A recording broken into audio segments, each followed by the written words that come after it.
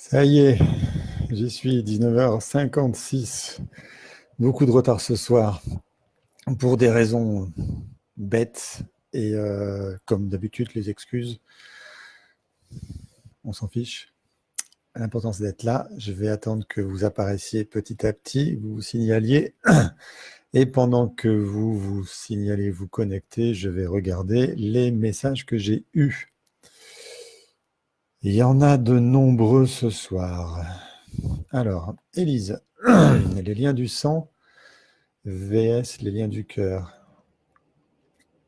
C'est-à-dire contre les liens du cœur, famille de sang et famille d'âme. J'ai demandé de préciser. C'est quoi la réponse? Avons-nous un devoir de loyauté envers notre famille de sang? Ok, cette question-là, elle n'a pas de like. On a 3 likes pour les relations toxiques de Muriel. Mais j'ai pas la précision. Donc si Muriel, vous n'êtes pas en ligne ce soir, ça va être compliqué. On a Sylvie avec un like. En lien avec les sujets déjà proposés, la place d'un beau-parent dans une famille recomposée. Comment introduire l'autre sans faire trop violence à ses enfants, mais tout en faisant une vraie place à cette nouvelle personne. Comment rassurer son enfant tout en n'oubliant pas son ou sa compagne. Comment un enfant voit son beau-parent et quel est son rôle. Quel lien d'attachement. Comment respecter les deux parties. Enfant et nouvelle compagne. Quel danger ou chose à éviter. Un like. Bien. Et ensuite, on a TV. C'est marrant, Sylvie et TV sont là ce soir. La problématique est complexe et variée. J'ai 49 ans et j'ai des blocages depuis un an. Ah oui, ça j'ai répondu. Ah, mais ma réponse n'apparaît pas. J'ai répondu ce matin à TV. C'est pour ça que je devais être pressé ce matin déjà et j'ai pas appuyé sur envoyer. La problématique de TV est complexe et variée, comme elle le dit. C'est une problématique importante qui nous parle de rupture familiale.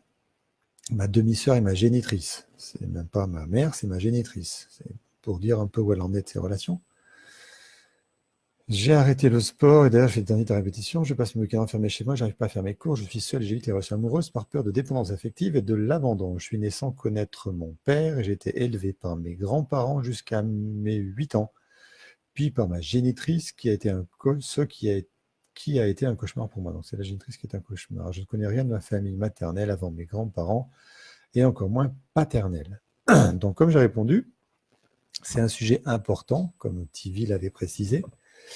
C'est complexe et varié. Ça ne peut pas faire le sujet d'une émission ce soir, mais en introduction, en attendant que vous soyez un peu plus nombreux, ça va, ça augmente. Bonsoir tout le monde. De quoi parle cette vidéo? Je suis en train de regarder, Rose, de quoi parle cette vidéo. Je découvre en même temps que vous, en fait, je sors juste du cabinet. On a Muriel qui est en ligne, c'est parfait, avec ses 3 likes. Donc je sors juste de ma séance au cabinet, de ma séance, parce que je suis encore dans mon cabinet, dans mon nouveau cabinet d'ailleurs. C'est pour ça que c'était un peu aussi problématique de s'installer. Il faut trouver le Wi-Fi, il faut configurer, trouver l'éclairage, bref. C'est pas encore le top, mais ça le fait. Donc, juste répondre à TV en direct, parce que je n'ai pas répondu par écrit, malheureusement. C'est complexe et varié. Là, vous me parlez de rupture familiale, et vous me parlez de dépendance affective et d'abandon.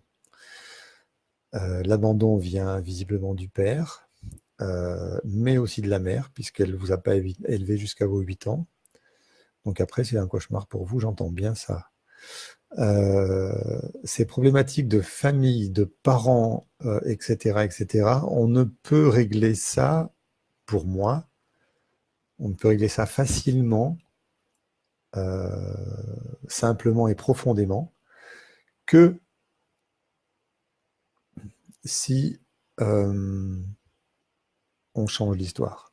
D'accord? C'est pas l'objet de ce soir. Changer l'histoire, c'est un travail, on va dire, qui se fait en stage ou en webinaire. Ça fait partie de ce que je rentre sous le titre « Se trouver soi-même et vivre des relations épanouies ». Pardon. Donc, si vous cherchez ça sur mon site web, se trouver soi-même et vivre des relations épanouies, c'est des stages, c'est des webinaires, il y a plusieurs formules. Je vous renvoie pour trouver tout ça vers la page couple et famille. Et là, vous aurez toutes les réponses qui concernent ça et vous verrez ce qui vous parle, comment ça vous parle et parfaitement adapté pour moi, dans ce que je lis, de ce que vous posez, à ça. Donc, nous avons en lice ce soir Sylvie et le beau-parent, donc la deuxième compagne ou deuxième compagnon, et Muriel avec ses relations toxiques. Donc, je vais me tourner vers Muriel. Je ne vois pas les questions. Bonsoir, cool la déco. Merci Pierre.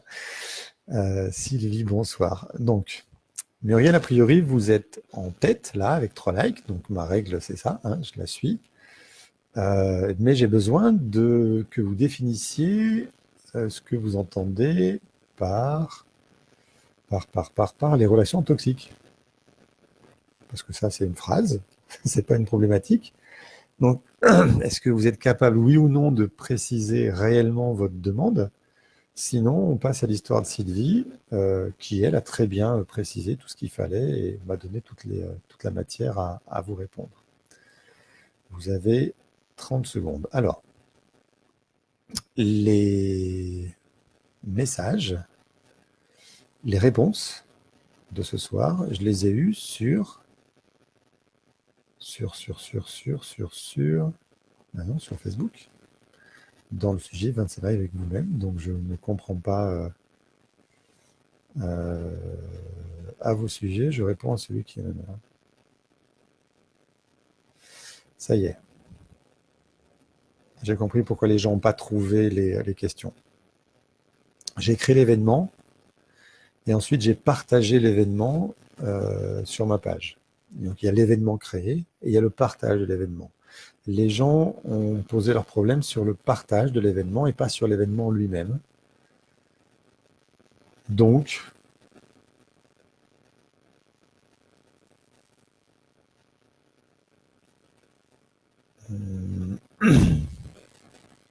vous n'avez pas eu les réponses chez tout le monde. Quoi qu'il en soit, on va attendre le commentaire de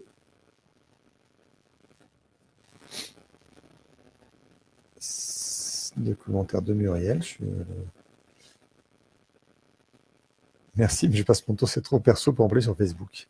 Ah, c'est le principe de l'émission, Muriel. Si vous voulez poster un sujet pour vous, ça je vais le répéter souvent, hein. Si vous voulez poster un sujet pour vous, vous créez un nouveau compte avec une nouvelle adresse mail, nouveau pseudo, sans photo, et vous posez vos questions. Et moi, je ne sais même pas à qui je réponds, premièrement, parce que d'abord, je ne vous connais pas, Muriel, pardon. J'en connais certains ce soir, parce que je les ai déjà vus, mais Muriel, je ne vous connais pas particulièrement. Si vous voulez me poser des questions perso, inventez-vous un nouveau compte, un pseudo, et posez vos questions. Et vous aurez toutes vos réponses, clairement, en expliquant vos réponses. Donc, on passe à l'histoire de Sylvie. Alors, je vais modifier la publication pour qu'il y ait un titre. Ça va prendre 2 secondes. Comment appeler ça?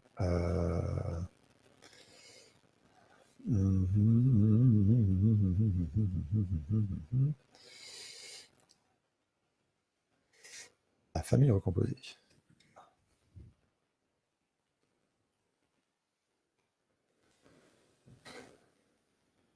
Je modifie ça de façon à ce que les gens de l'extérieur aient le sujet.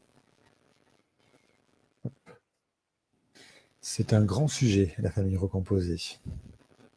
Alors, je ne sais pas trop toucher ma table. En fait, je suis sur ma table de soins qui est très mouvante. Non, soyez pas désolé, Muriel, pas de souci. Sylvie, non, tu m'embêtes pas, Sylvie. Au contraire, c'est un sujet très important qui va parler, je pense, à beaucoup de monde. Tiens, d'ailleurs, je peux pas le faire maintenant, le sondage. Non, je crois que je peux pas le faire maintenant. Si, j'ai pris un sondage. Je vous le pose en direct. Qui fait partie ou a fait partie, est-ce que vous faites partie ou avez fait partie d'une famille recomposée?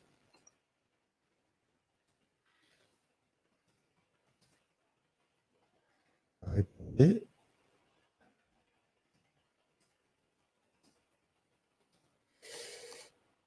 Je mets le sondage pour tout le monde pour voir combien il y a de monde.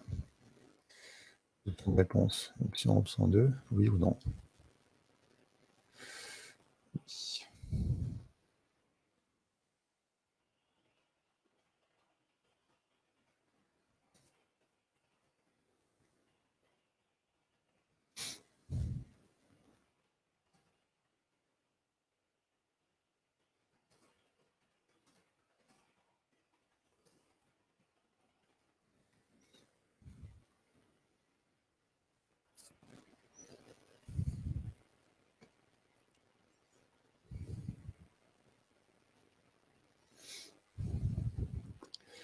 En fait, j'étais le beau-père, ça compte, bien sûr. Bien sûr que ça compte.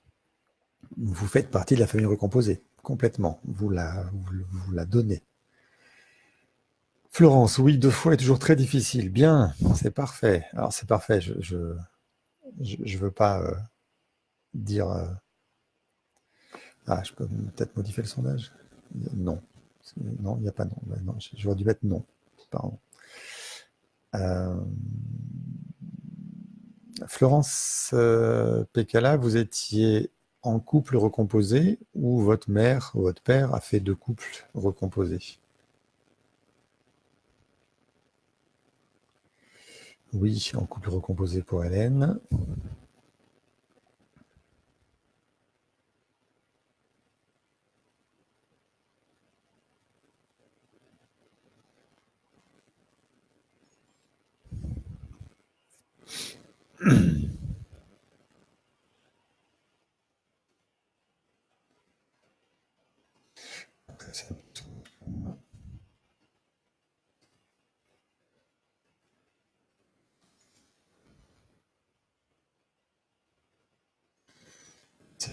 De vous connaître un peu mieux et pour ça, j'ai besoin de réponses.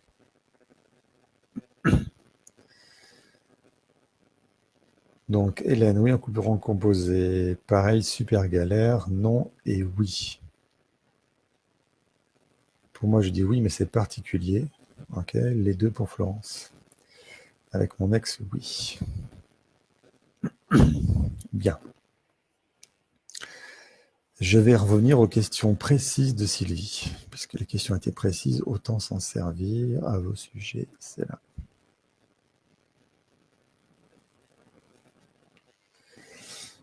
Alors.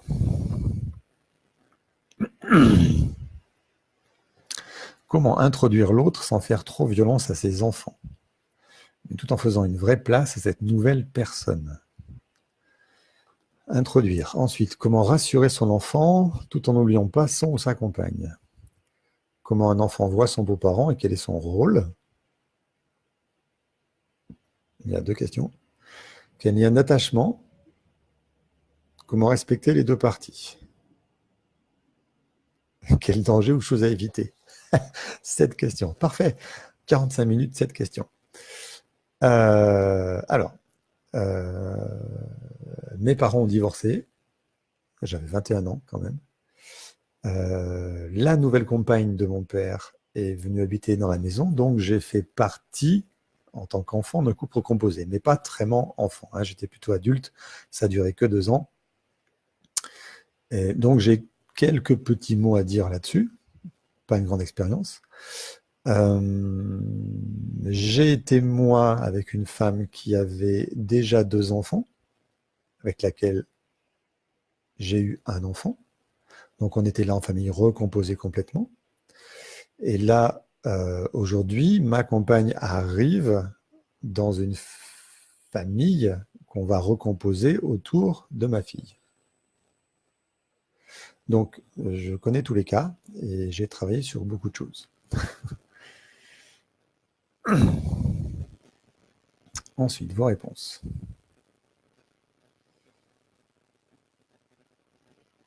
Oui, ma mère s'est remariée avec famille. Ok. Qu'est-ce qui a été difficile pour vous? C'est surtout ça qui m'intéresse. Parce que c'est difficile, oui. Mais ça veut dire quoi, c'est difficile? Quelles sont vos difficultés? Posez vos difficultés et je vais commencer à répondre aux questions les unes après les autres.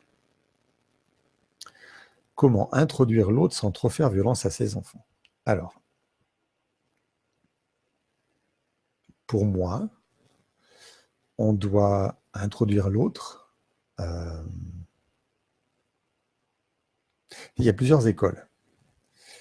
Je ne dis pas qu'une école est meilleure que l'une ou que l'autre. Ok. J'ai eu plusieurs compagnes, on va dire, qui me semblaient sérieuses après ma séparation. Et je n'ai présenté à ma fille que les compagnes qui étaient importantes. Il y en a eu d'autres, elle les a jamais connues, jamais entendu parler, etc. Il n'y a que les femmes qui prenaient une place dans ma vie, une place affective dans ma vie, avec lesquelles je pouvais penser que, tiens, il est en train de se passer quelque chose et j'ai envie de passer du temps avec cette personne, qui ont fait que je les ai présentées à ma fille. Certaines personnes, elles, ne présentent jamais personne, ne disent jamais rien, de peur de choquer leurs enfants. Il faut bien vous dire une chose, c'est que vos enfants, ils viennent d'une relation sexuelle. Ouais, les enfants, ça ne vient pas dans les choux, hein, ni dans les roses pour les filles. On est d'accord là-dessus, je pense? C'est OK. Les enfants ont donc leur source de vie dans la sexualité, attention, de leurs parents. Si leurs parents n'ont plus de sexualité, eux, enfants, sont séparés de leur source. D'accord? C'est, à mon avis, ce qui va faire le plus de mal à un enfant. C'est-à-dire qu'un enfant va souffrir clairement si ses parents se séparent, parce que leurs deux sources de sexualité ne sont plus ensemble, ok, mais peut souffrir très très très fort si leurs deux parents n'ont plus d'intimité, n'ont plus de sexualité, n'ont plus de désir l'un pour l'autre. Parce que le couple,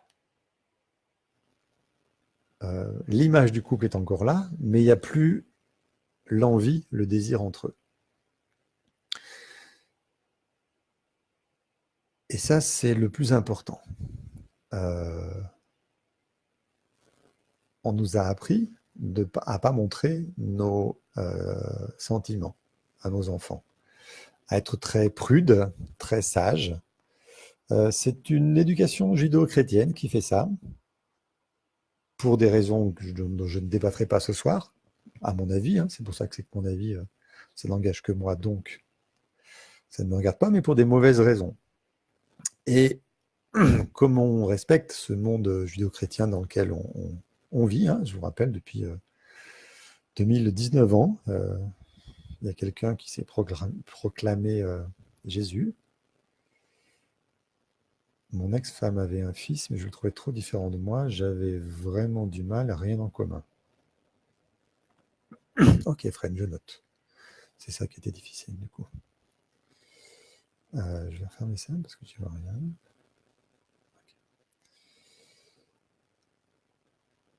Okay. Qu'est-ce qui était difficile? Et que Pierre qui répond. Que Frédéric. Pardon. Frédéric Pierre. Que Frédéric qui répond. Qu'est-ce qui était difficile pour vous dans ce couple composé, soit chez vos parents, soit chez vous-même, soit vous-même en tant que composante du couple? Je disais donc, en histoire, que les enfants sont issus d'une source biologique qui est la relation sexuelle entre ses parents. Très bien. À partir des moments où les parents se séparent, la source biologique se sépare. Et c'est pour moi, biologiquement, ce qui va toucher le plus fort les enfants. C'est vraiment mon féminin et mon masculin, puisque je suis l'assemblage du féminin et du masculin. Hein, c'est biologiquement, je suis issu d'un spermatozoïde et d'une ovule, masculin, féminin, d'accord.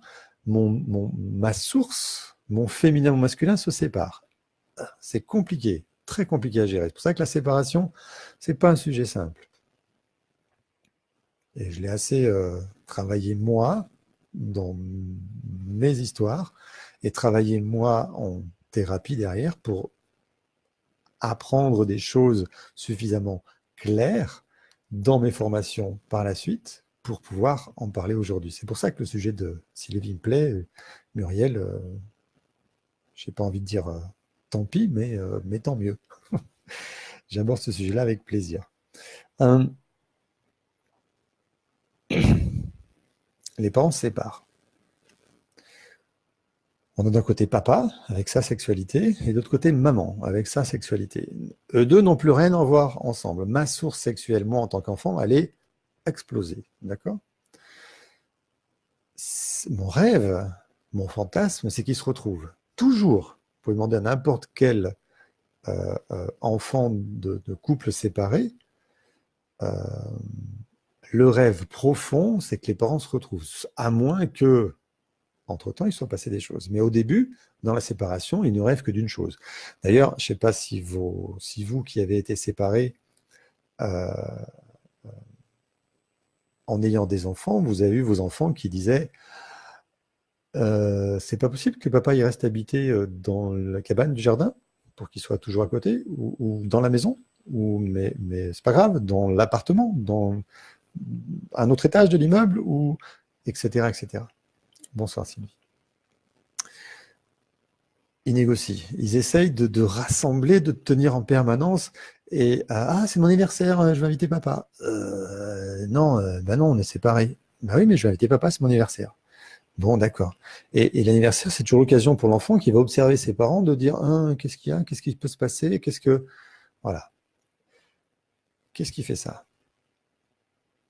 Marima, bonsoir. Ce qui fait ça, c'est leur envie de retrouver leur source. Elle est légitime. C'est complètement légitime comme source. Nathalie, bonsoir aussi.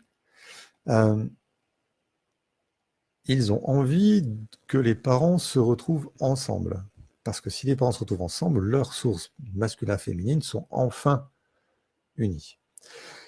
Des enfants, alors c'est une théorie que je vous soumets, des enfants qui auraient eu des parents qui se séparent, qui ne réussissent pas chacun de leur côté à retrouver un couple équilibré, s'entend, vraiment équilibré, y compris et surtout au niveau sexuel, auraient des difficultés, eux, entre leur masculin et leur féminin, à les réunir entre eux. Je travaille très souvent avec des adultes qui ont cette difficulté féminin-masculin parce que leurs parents sont séparés.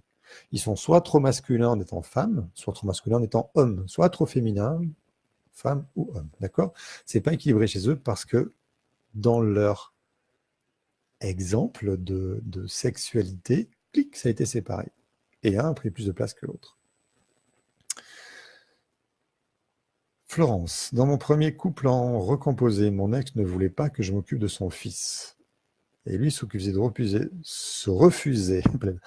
refusait des aides à s'occuper du mien, avec lequel il vivait pour le motif qu'il avait peur de rendre son fils jaloux.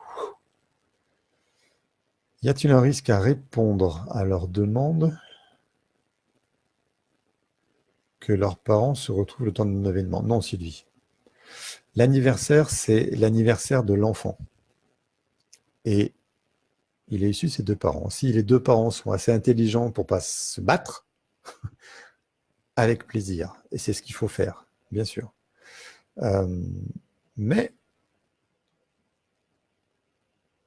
c'est valable quand il est petit. Quand il est grand, il arrive à plus faire la part des choses et à plus respecter la vie des parents respectifs qui, eux-mêmes, de leur côté, ont, on va dire, refait leur vie. En fait, ça dépend de plein de paramètres. Si les parents refont leur vie, comment ils refont leur vie, dans quelle situation, dans quel couple ils vivent. Ça va jouer sur plein de domaines. Il n'y a pas de risque à répondre à la demande que leurs parents soient là pour l'anniversaire. S'ils se marient un jour, ben, ils seront là tous les deux, c'est normal. Leur anniversaire, ça peut l'être aussi. Ça peut. Maintenant, si un des parents ne le sent pas, il ne le sent pas. Il faut que les deux parents l'acceptent. Et que les deux compagnons aient compris que c'est important pour ses parents. Parce que là, on va rentrer dans un système où tout le monde joue quelque chose. On l'a bien expliqué avec Florence. Ce compagnon refusait de s'occuper de son fils et lui refusait qu'elle s'occupe du sien. Mais il avait juste peur de rendre son propre fils jaloux s'il s'occupait de l'autre. Waouh, waouh, waouh. Tout ça, encore une fois, c'est des blessures. Tout ce que vous allez vivre dans une famille recomposée, c'est la même chose en pire que dans une famille normale. Mauvaise nouvelle. Non, Sylvie, on n'entretient pas le fantasme. On entretient le fantasme si soi-même on n'est pas clair. Si moi, maman, je ne suis pas clair d'avoir quitté papa, et si papa n'est pas clair d'avoir quitté maman, là oui, l'enfant entretient un fantasme. Je peux parfaitement aller à l'anniversaire de mon enfant si je suis complètement clair dans ma relation passée avec mon ex. Pas de souci. Ça marche. Par contre, si je ne suis pas clair, si j'ai un doute, si je me dis « Ah, c'était bien quand même », l'enfant le sent. Il le sent à plein nez et il va rentrer les deux pieds dedans.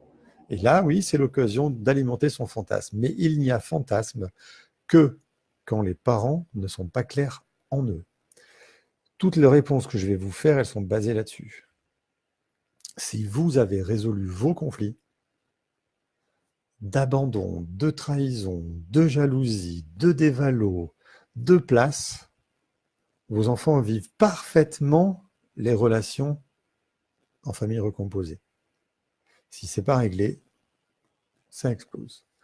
Visiblement, chez Florence, l'ex-compagnon ne voulait pas s'occuper du fils de Florence de peur de rendre jaloux son fils. Mais il ne va jamais rendre jaloux son fils, puisque s'il est présent à son fils, s'il est aligné avec lui, s'il n'a pas peur de perdre sa place dans sa propre famille, s'il n'avait pas ce conflit de légitimité, de valeur, il n'aurait pas peur que son fils le vive. Et il donnerait autant à son fils qu'à son beau-fils. Ce serait parfait. Florence, dans le second couple, ses enfants faisaient systématiquement opposition à tout ce qui émanait de moi. Même une promenade devait être problématique. Ma nourriture n'en convenait pas, je suis pourtant pas mauvaise cuisinière. Ok, logique. Oula, personnellement, je n'ai jamais voulu revivre en couple recomposé. Vous avez des enfants, Stéphanie? Parce que là, ça pose un problème de couple, si vous avez des enfants.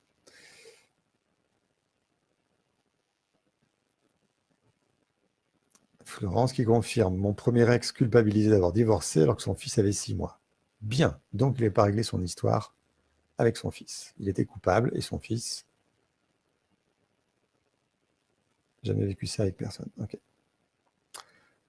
Daniel, me faire accepter de sa fille et lui accepter la mienne.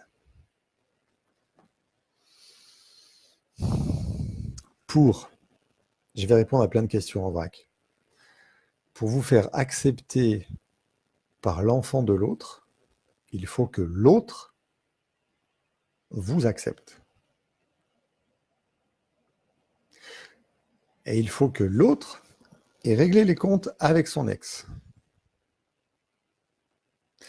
Si l'homme avec qui vous êtes n'a pas réglé les comptes avec son ex, il est en guerre. Donc, il est en conflit contre la mère de son enfant.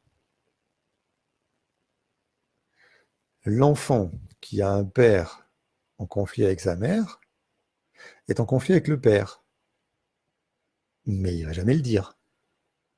Ben non, c'est papa. Je ne peux pas dire quoi que ce soit. Et inversement, si c'est maman, hein, si maman est en conflit avec papa, je suis en conflit avec maman, mais je ne peux pas le dire non plus. Donc moi, enfant, j'ai de la colère contre mon père qui est en conflit avec ma mère, mais je ne peux pas le dire. Donc je fais quoi? Je me venge sur la belle doche. Ben ouais. Elle, je peux dire quelque chose. Effectivement, j'ai rien à faire d'elle. Elle va rien m'apporter. C'est ma mère que je veux, c'est pas elle. Donc si papa être en conflit avec maman, ça va m'aider à être en conflit avec ma belle-doche. Ça va m'aider à ne pas l'accepter. Je ne peux pas accepter cette femme tant que papa n'a pas accepté d'avoir échoué dans son couple et d'avoir envie de reconstruire quelque chose vraiment avec cette troisième personne. Encore une fois, si l'adulte n'est pas clair dans ce qu'il fait, l'enfant ne peut pas être clair derrière. Tous les problèmes de couple recomposé viennent de la position des adultes. La position des adultes vient de leurs histoires personnelles à eux en tant qu'enfants, qui ont bien sûr joué dans leur couple. Rappelez-vous, dans un couple, quand il y a des problèmes de couple, c'est 50% chacun. Si madame trompe monsieur, c'est pas 100% pour madame. C'est 50-50. Ben oui. Pourquoi madame va tromper monsieur? Ben parce que monsieur n'est pas homme pour répondre aux besoins, je parle de besoins archaïques du masculin chez madame, et inversement. Mais pourquoi madame a des besoins masculins archaïques aussi complexes? Parce que son père n'a pas réglé les problèmes chez elle. C'est les problèmes de la petite fille cachée chez madame qui vont rejaillir, qui vont la faire tromper son mari. Je vais très vite là, hein. Attention, accrochez-vous. Mais lui n'a pas réglé les problèmes avec sa mère et va choisir une femme qui ne va pas l'aimer. Il attend quoi, lui? De l'amour de maman. Maman, bah, je suis adulte, donc c'est plus maman qui va me donner, c'est ma femme, donc j'attends l'amour de ma femme. Je ne suis pas ta mère. Si je ne suis pas ta mère, je ne vais pas t'aimer. Tu m'aimes pas. Bah, je t'aime pas, puis en plus je te trompe. Parce que toi, tu vas chez moi une mère. Et je ne suis pas une mère, je suis une femme. Ok? Toujours, cet homme et cette femme ont des problèmes avec leurs parents. S'ils règlent les problèmes avec leurs parents, ils sont en capacité potentielle d'être en couple. Ou pas. Parce que peut-être que leur couple est basé que sur la blessure qu'ils doivent s'infliger l'un à l'autre. Mais tant qu'ils n'ont pas réglé ça, ils ne sont pas capables de voir ça. Je relis les questions. Oui, j'ai 2 filles. L'idée d'être en couple recomposé me fait mal au ventre. Ah, pas mal.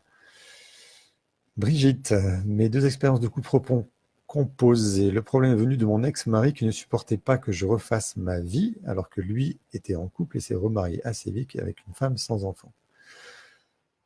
Oui, Brigitte. Est-ce que cet homme avait réglé les problèmes avec sa mère? Je reviens au même problème. Je suis sûr que non.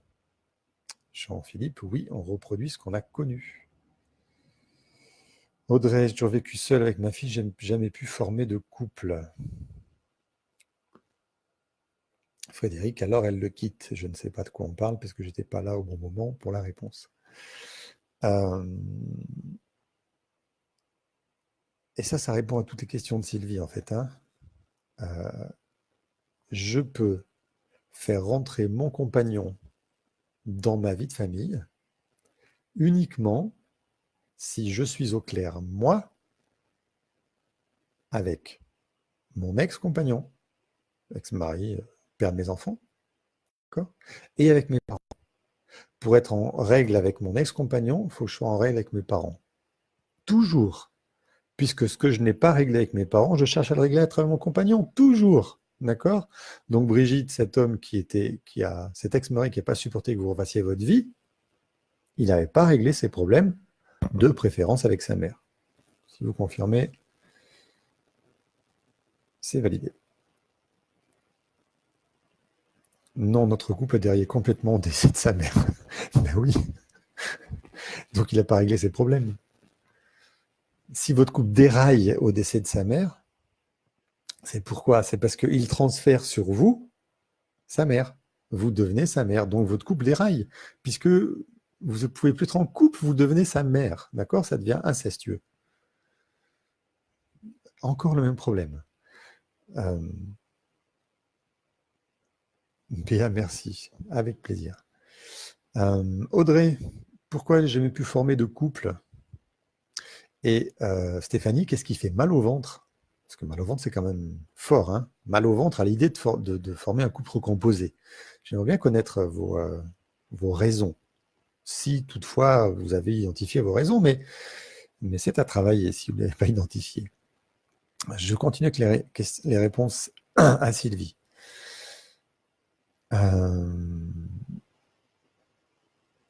Vous ne ferez pas violence à vos enfants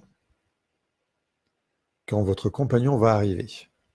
Si vous êtes pleinement ouverte à cet homme, pleinement, si vous l'acceptez tel qu'il est, etc. Et pour ça, encore une fois, il faut avoir résolu toutes les problématiques de votre couple parental qu'il y avait chez vos parents et vous en tant qu'enfant chez vos parents. Là, vous serez en plein lien d'amour avec cet homme-là. Et vous étant en plein lien d'amour avec cet homme-là, vous ne ferez absolument pas violence à vos enfants. Ce sera complètement naturel qu'il fasse partie de votre vie, puisque dans votre fort intérieur, c'est complètement OK à 100% qu'il fasse partie de votre vie. Vous n'avez pas à rassurer votre enfant. Et vous n'oublierez pas votre compagnon non plus. Si vous avez besoin de rassurer votre enfant, c'est que le lien avec votre compagnon, il n'est pas sain.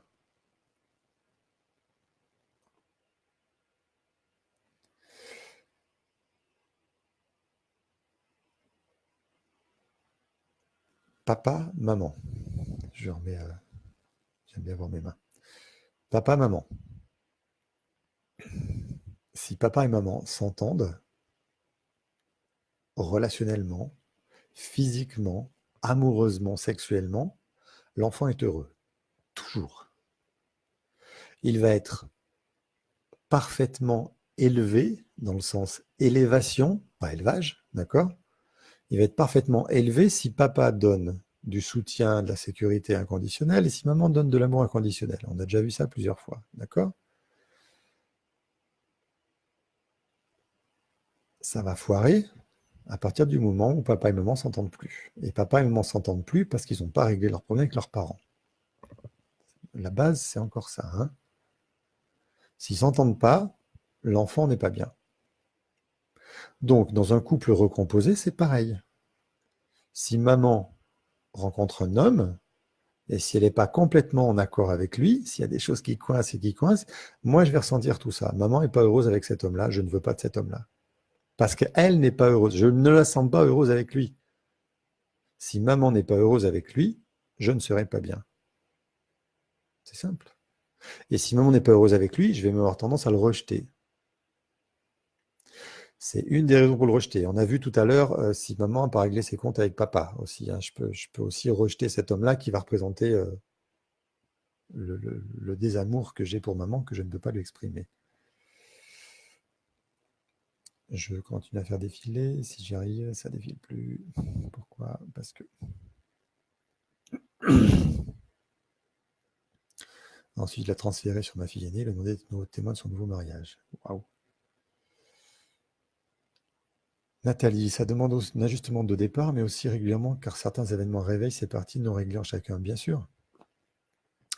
Bien sûr,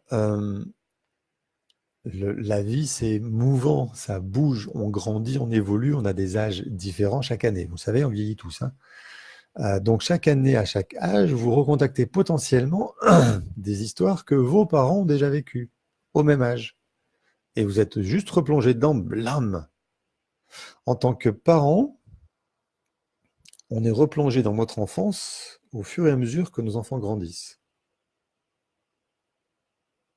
Mais en tant que couple, on est replongé dans les problèmes de couple de nos parents au fur et à mesure qu'on évolue, nous, dans notre âge. Donc, on va rencontrer ce que va nous apporter l'autre.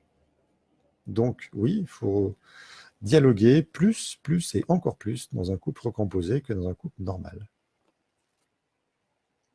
Pour que ça fonctionne, il faut que tous les adultes soient au top, c'est pas gagné. C'est pas gagné, mais en même temps, si personne travaille, c'est sûr que c'est jamais gagné. On est là, sur cette terre. Attention, je vais dire des gros mots.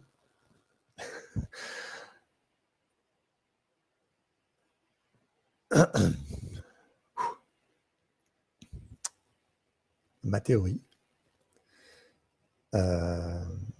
c'est que une âme a choisi notre incarnation pour évoluer, pour s'élever, élévation, encore une fois. Elle a choisi notre incarnation parce qu'on était issu d'un couple qui portait toute l'histoire transgénérationnelle possible et imaginable pour lui faire revivre à cette âme-là tous les drames qu'elle n'avait pas résolus.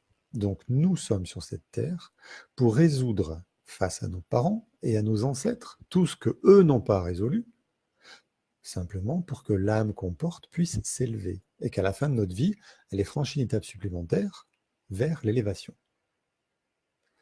Ce n'est absolument pas religieux, c'est spirituel.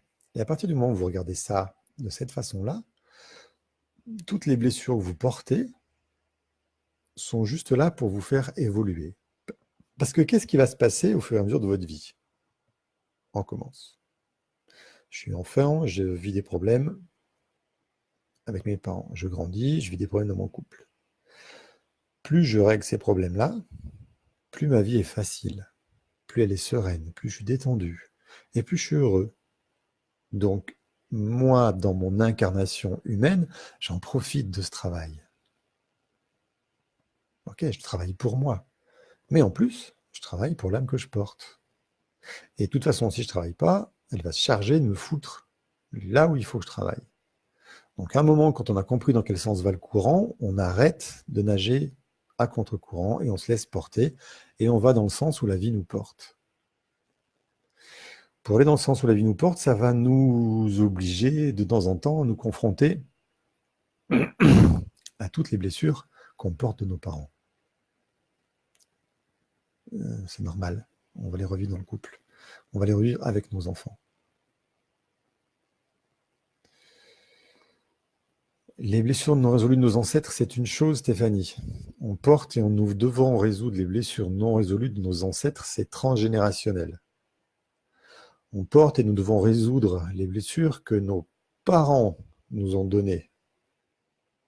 Mais tout ça, c'est que le résultat des drames qu'a vécu notre âme, qu'on porte et qu'on doit résoudre. D'accord? C'est tout. À partir du moment où on résout les choses, on s'élève soi-même, notre vie est bien plus simple, et c'est gagné pour tout le monde. Donc mettez pas votre âme là-dedans, parlez pas de votre âme, mais travaillez pour vous.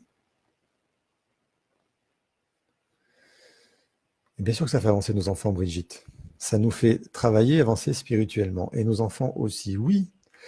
Quand on s'élève, quand on résout nos problèmes, nos enfants sont tout de suite plus heureux. Et bien souvent, on va résoudre ces problèmes pour ne pas les faire porter à nos enfants. Quand on est un petit peu soucieux de leur bien-être. En tout cas, moi, c'est ce qui m'a motivé aussi. Je suis allé travailler, chercher des pistes à l'époque, parce que dans mon couple, il y avait trop de choses qui n'allaient pas, et ma fille n'était pas bien dans sa peau à elle. Elle avait 4 ans, mais il y avait des comportements chez elle qui de dévalorisation, de timidité, de je ne parle pas, je ne connecte pas mes émotions, qui étaient tout ce que je reconnaissais chez moi, enfant. Donc je dis non, il faut que je nettoie ça. Je veux pas que ma fille revive mon histoire. Je n'ai pas le droit de laisser ça. Donc je vais travailler aussi pour ça, pour régler mes problèmes de couple et les problèmes chez ma fille. Et aujourd'hui, elle a 12 ans et elle s'éclate. Elle est vraiment joyeuse, resplendissante. Et bien sûr, il y a des problèmes qui arrivent à l'école, mais elle a compris que ces problèmes-là, c'était peut-être pas sa copine qui est une abrutie, mais peut-être qu'elle avait à comprendre quelque chose là-dedans. Elle a compris tout ça parce qu'à force de discussions et d'explications, eh ben, elle a pris cette façon de penser et elle prend vachement de distance avec les choses. Et c'est super agréable de voir qu'elle peut faire ça. Parce que moi, je l'ai fait. Et sa mère l'a fait aussi, même si on est séparés, d'accord? Je continue avec les questions de Sylvie.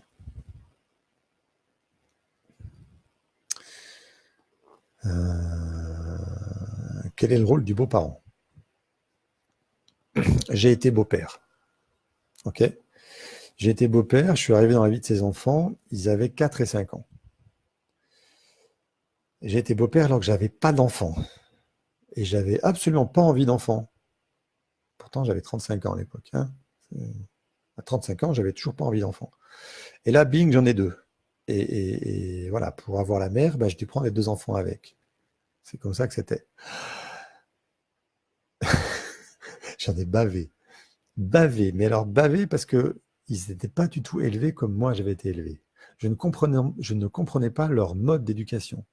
Ils avaient le droit de poser des questions, de répondre, de s'intéresser à des choses. Waouh, mais moi j'étais scotché. Jamais j'aurais pu m'autoriser à poser des questions comme ça et même pas à répondre.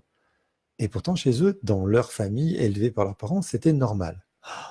Donc ça, très très fort choc pour moi de pas arriver à hurler à chaque fois.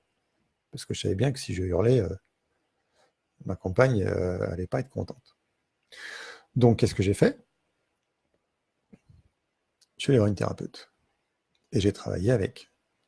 Pour comprendre ce qui s'était passé dans mon enfance, pour que je garde encore aujourd'hui ces schémas-là qui étaient juste destructeurs. Parce que je me rendais bien compte que hurler sur eux, être en colère, râler, ça arrangeait pas la sauce.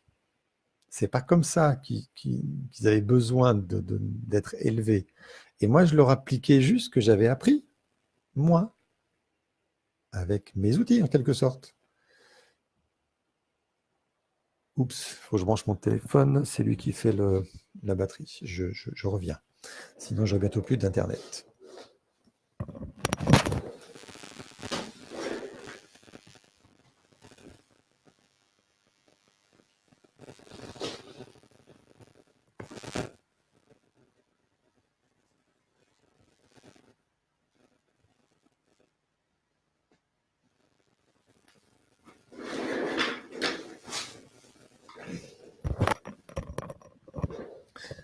Ok.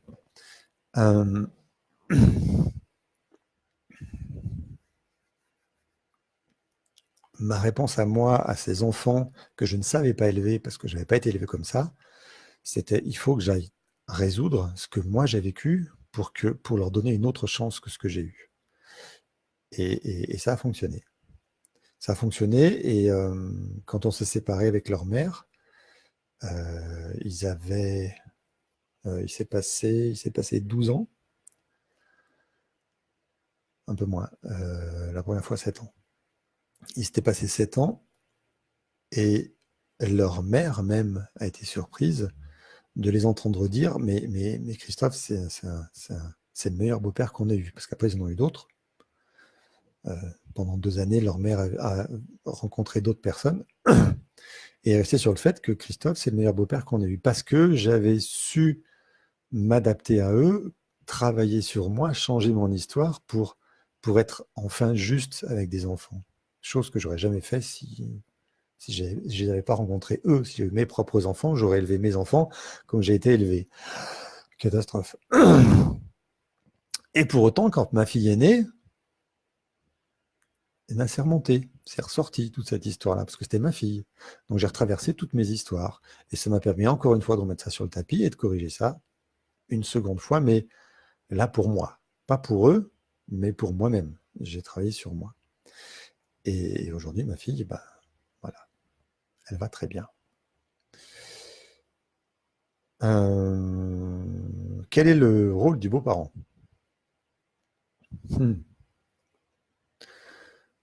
D'après vous, tiens, quel est le rôle du beau-parent? Question à 100 balles. Vous avez 1 minute. Pendant cette minute-là,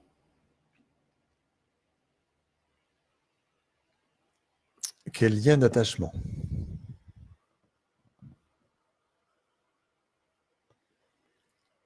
Comment respecter les 2 parties? C'est pas 2 parties, Sylvie. C'est une famille. C'est une nouvelle famille. Vous êtes, vous, au cœur d'une nouvelle famille.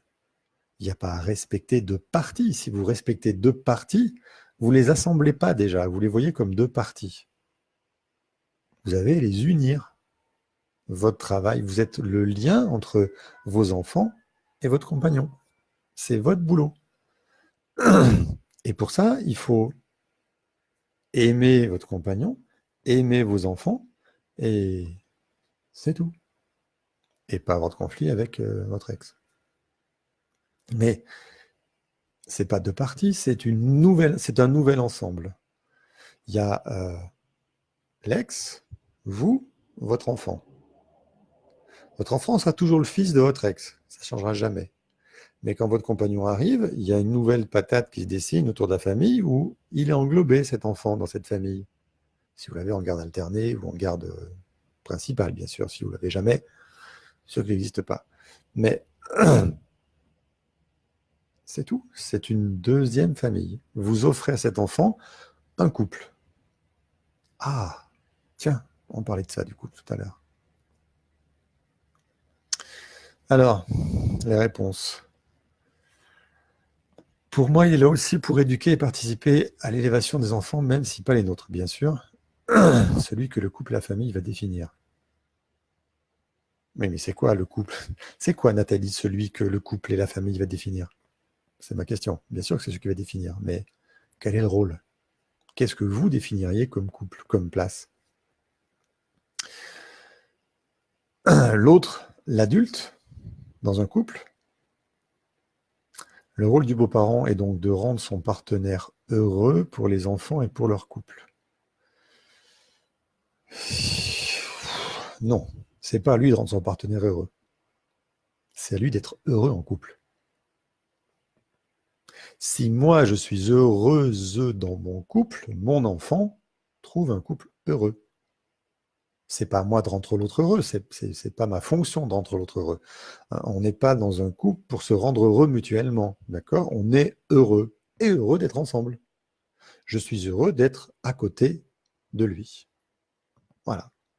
Si je suis pas heureux à côté de lui, ben, il y a un problème. Lui est malheureux, malheureux, c'est pas mon rôle de le rendre heureux. Je suis pas son thérapeute, je suis pas son soignant, je suis pas sa mère. Mon rôle, c'est de l'accompagner là-dedans et de le soutenir. Mais pas de le rendre heureux, attention. Ne rendez pas vos compagnons heureux. Soyez heureux d'être avec eux. Et eux, ça sera leur boulot d'être heureux d'être avec vous. Bien sûr qu'on prend soin, bien sûr qu'on aime, bien sûr qu'on entoure, mais leur bonheur n'est pas responsable de nous. Mélangez pas tout, hein. Si le bonheur de l'autre est responsable, vous êtes responsable, pardon, du bonheur de l'autre, vous allez droit dans le mur. Vous n'êtes pas responsable du bonheur d'un autre adulte. Vous êtes responsable de votre bonheur. Votre bonheur attire l'autre, tant mieux. Il ne l'attire pas, tant pis. Nuance, hein, importante. Vous n'êtes pas responsable du bonheur des autres, surtout pas de votre compagnon.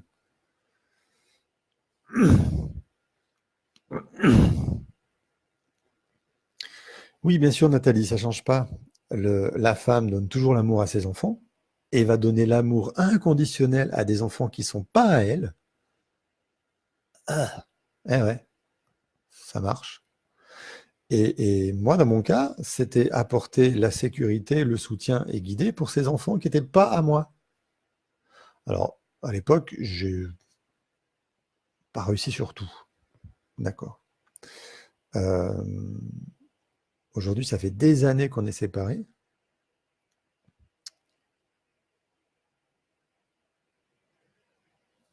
On a une très bonne relation. Quand les enfants de mon ex-compagne viennent en vacances chez elle, comme j'habite pas loin, ils viennent me rendre visite. Et ils sont heureux de me rendre visite. Et je suis heureux de les soutenir et de les aider à surmonter des étapes de leur vie, parce que aujourd'hui, ils ont 19 et 21 ans, et ils ont d'autres étapes de leur vie. Et il se trouve que du soutien, ils viennent en trouver un petit peu chez moi. Comment faire lorsque la mère de l'enfant qui n'est pas le nôtre est défaillante fortement? Rien. Vous n'avez rien à faire, Sylvie. Vous avez à être une femme dans un amour inconditionnel. C'est tout.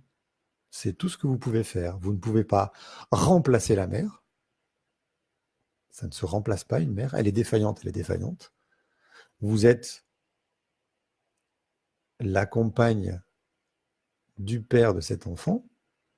Et en tant que compagne du père de cet enfant, vous avez être une femme qui va être dans un couple parfait avec cet homme-là, de façon à donner à cet enfant l'image qu'un couple, ça peut marcher et que vous n'êtes pas défaillante. Donc, toutes les femmes ne sont pas défaillantes.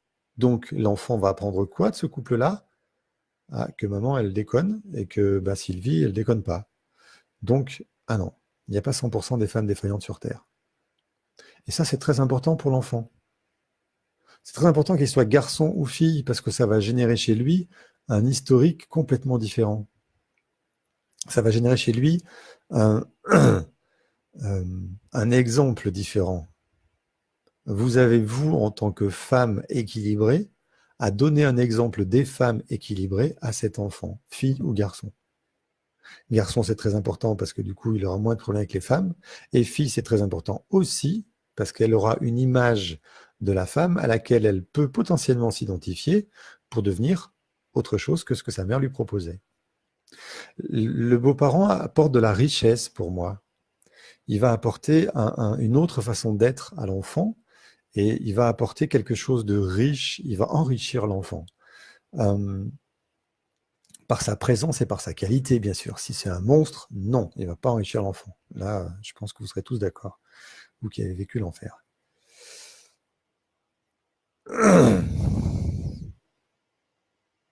Alors, j'essaie de les considérer comme mes enfants. Ça, c'est un peu trop. Il faut essayer de les considérer comme des enfants. C'est une nuance très, très, très juste. Sylvie écrit « J'essaie de le considérer comme mon enfant ». Non. Déjà, si vous essayez, c'est vous forcer. Ça ne marche pas. Vous devez, c'est un devoir d'adulte, de le considérer comme un enfant. Dans tout ce qu'il y a de précieux chez un enfant. Vous devez l'aimer inconditionnellement pour lui qui est un enfant. Mais de la même façon que vous devez aimer vos enfants inconditionnellement. C'est là. C'était ce que vous voulez dire, c'est que je les aime inconditionnellement aussi fort les uns que les autres. Ça marche. Mais essayez pas de l'aimer comme votre enfant. C'est pas votre enfant. C'est un enfant. Il est précieux. Et pour qu'il se sente aimé, il faut juste l'aimer. Pas essayer de faire quelque chose. D'accord? Pareil pour le papa. Il faut assurer, pareil si vous êtes papa, il faut assurer de la reconnaissance, de la sécurité, du soutien et de la valorisation chez cet enfant. C'est votre travail. Comme vous le feriez pour n'importe quel autre enfant. Rappelez-vous, c'est inconditionnel. La première condition, c'est que ce soit mon enfant ou pas mon enfant. C'est un enfant, je lui apporte les mêmes choses. Je le considère de la même façon.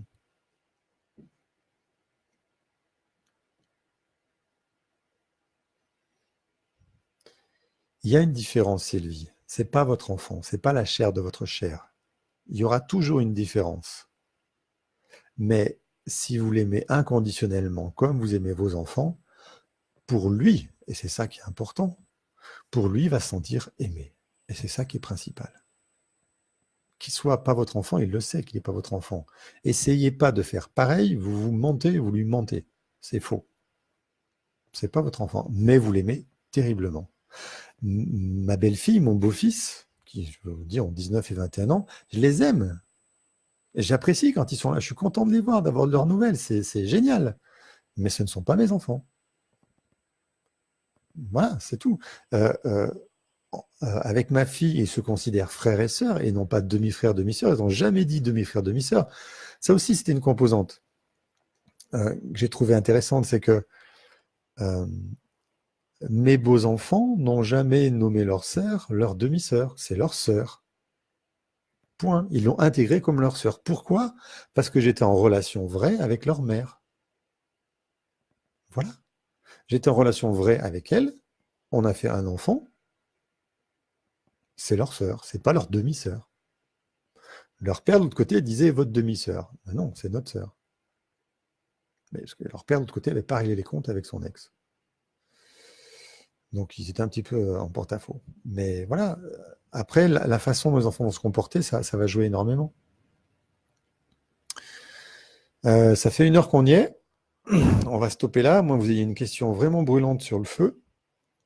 Vous étiez ce soir 88% de femmes et 13% d'hommes. Je remercie les 13% d'hommes qui étaient là, parce que c'est important d'avoir des hommes. J'essaie de lui apporter le meilleur de moi.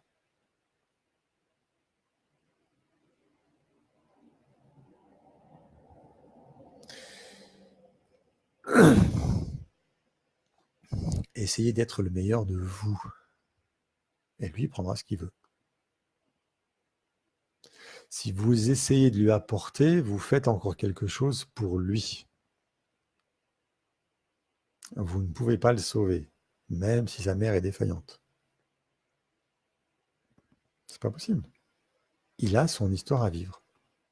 Ma fille a son histoire à vivre avec sa mère, depuis qu'on est séparés. Je ne peux plus intervenir dans ce cadre-là.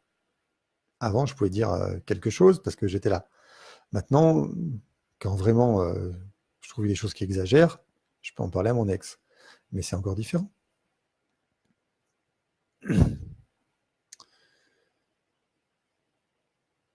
Pouvez-vous clarifier la participation à l'atelier du 9 ? La participation à l'atelier du 9. Le 9 mars, samedi, je fais partie d'un stand, le stand du centre là dans lequel je travaille maintenant, qui s'appelle Au cœur de l'essentiel, sur le salon SMAC à Grenoble, le salon des médecines alternatives et complémentaires. Et samedi 9 à 15h, j'anime une conférence d'1h15 pendant laquelle j'expliquerai et on discutera, parce que je tiens à votre discussion, à votre participation. J'expliquerai comment je vois la thérapie, à travers la thérapie que je pratique, la thérapie TEFT, thérapie émotionnelle, familiale et transgénérationnelle. Toute la théorie là-dessus, avec toutes vos questions, toutes les réponses que je peux y apporter. Il y aura une pause à 16h45, 20 personnes, parce qu'il n'y a que 20 places, qui seront inscrites donc à l'avance, vont goûter aux bénéfices de ma façon de voir la famille. La famille, hein, je précise que famille. Et voilà. C'est tout ce que je peux dire sans faire de spoil. Je ne peux pas raconter l'histoire parce que sinon, c'est pas drôle. C'est pas drôle pour ceux qui vont y être. Ceux qui ne vont pas y être, bah déjà tant pis pour vous, premièrement. Ensuite, deuxièmement, j'essaye de faire ce qu'il faut pour être filmé. Donc, avec un peu de chance, je serai en direct, même en direct, ok, en direct diffusé sur YouTube, sur Facebook, j'en sais rien du tout encore, mais je fais ce qu'il faut pour diffuser plus large. Comment s'inscrire à l'avance, Nathalie ? Ben, vous pouvez vous inscrire juste au salon. Il n'y a que le salon, quand il sera ouvert le samedi matin, qui vous permettra de vous inscrire pour l'atelier. Oui, je ne prends pas les inscriptions. Donc, j'essaye de me faire filmer pour être en direct. Si toutefois ça ne marchait pas, parce que je ne maîtrise pas tous les gens qui font de la vidéo, je recommence le lundi soir dans ce cabinet là au-dessus, dans une des belles salles du centre. C'est vraiment très chouette, c'est tout neuf et c'est très bien agencé. Je recommence la conférence, mais là je la ferai d'une seule traite, c'est-à-dire conférence plus démonstration en direct avec tous les gens qui seront dans la salle. J'espère filmer peut-être, et de façon à, encore une fois, expliquer ce que je fais, comment ça marche, pourquoi ça marche, quel bénéfice ça a par rapport à toutes les autres thérapies qu'on peut rencontrer. Bien sûr, je défends ma paroisse, hein. Je suis passé par là, j'ai travaillé avec ça, j'ai gagné beaucoup de choses avec ça, avec cet outil-là dans ma vie. Et aujourd'hui, je peux l'apporter aux gens. C'est ce que je propose d'ailleurs. Je commence une formation fin mars pour tous ceux qui sont intéressés à devenir thérapeutes TEFT, c'est le but au final. Il y a tout sur mon site web sur la page formation thérapeute. Mais lundi, j'explique qu'est-ce que c'est la thérapie TEFT, pourquoi ça marche, quelles sont les différences avec les autres moyens d'aborder, les autres façons d'aborder les problématiques, et quel intérêt vous auriez à travailler avec moi en tant que consultant, pour des séances individuelles, ou à faire des ateliers, parce que je fais régulièrement des ateliers sur des tas de sujets, que vous suivez aussi sur Facebook ou sur mon site web, ou à faire une formation, que ce soit juste simplement transgénérationnelle, juste pour apprendre à dessiner votre arbre et à comprendre de qui vous portez quoi, ou plus grande formation pour devenir thérapeute TEFT. Voilà, c'est tout ce que je vais présenter à la fois samedi et à la fois lundi, de façon à lancer ma nouvelle activité de formateur de futurs thérapeutes. Ou cette formation sera ouverte pas qu'aux futurs thérapeutes, mais aussi aux personnes qui veulent se connaître elles-mêmes. Parce qu'on va travailler beaucoup en groupe, sur nous, les uns avec les autres, en jouant le thérapeute, le consultant. Et durant cette formation, je l'ai déjà donné, pas cette formation-là, mais une autre formation en décodage biologique pur, durant cette formation, les gens évoluent énormément parce qu'ils travaillent énormément sur eux. C'est un vrai travail personnel en plus d'un apprentissage. Et vraiment, au cours de la formation, mon but, c'est d'élever, c'est de permettre à des gens d'élever leur histoire, de les accompagner dans cette élévation-là, de façon à ce qu'ils soient une meilleure version d'eux-mêmes. D'ailleurs, l'école que j'ai conçue pour ça s'appelle l'école Être Soi-même, comme les lives avec vous-même, avec le même jeu de mots orthographique. Bien.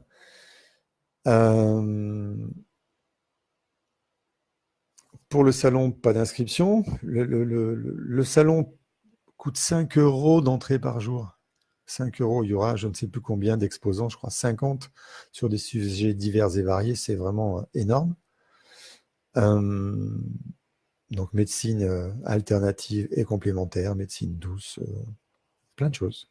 Il y aura plein d'autres ateliers, plein d'autres conférences, c'est vraiment très très riche. C'est le premier salon, mais il est déjà très riche. Et lundi soir au cabinet, c'est juste pour TEFT. Et ce que ça veut dire TEFT, et qu'est-ce qu'on peut en faire, et qu'est-ce qui est intéressant de venir voir ici. Bien, je vous remercie encore de votre présence ce soir. On se retrouve pas la semaine prochaine, puisque la semaine prochaine, lundi 11 mars, je ferai la conférence, donc je ne vais pas faire un live à 19h30 et une conférence à 20h30. Il faut que je la prépare un peu, que j'installe, que je me prépare moi, que j'organise des choses. Donc, je vous retrouve peut-être en live pour la conférence si j'ai réussi à la faire diffuser celle-ci. Mais sinon, elle sera enregistrée soit le samedi, soit le lundi. Et vous reverrez tout ça en direct. Le mieux, c'est quand même d'être présent pour poser vos questions, pour voir de près ce qui va se sentir et potentiellement pour participer à toute cette belle histoire de famille qu'on va mettre en place. Il y aura des chanceux, il y aura les autres. C'est vous qui décidez. Merci. On se retrouve le 18 mars. C'est ça, lundi 18 mars à 19h30, puisque là, j'aurai réglé tous mes problèmes de connexion, d'internet, de câbles, de position, etc., etc. Merci de votre suivi, de votre sujet, de tout ça. À très bientôt. Au revoir.